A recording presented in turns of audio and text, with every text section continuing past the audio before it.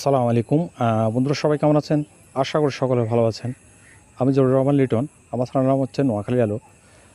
বন্ধুরা একটা ভিডিও দিয়েছি, যারা আমার ভিডিওগুলো দেখেন সকলকে অসংখ্য অসংখ্য ধন্যবাদ।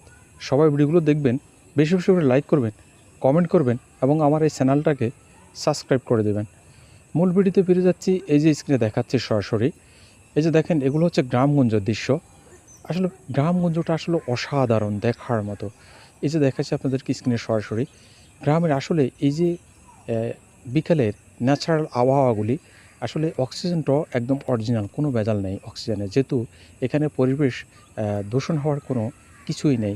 শহরে যারা বসবাস করে তারা অনেক কষ্ট পায়, যেহেতু গাছগাছালি নেই, অক্সিজেনগুলো ভালো পায় না, যেহেতু গাড়ির কালো ধোঁয়া, অস্বস্তিকর পরিবেশ।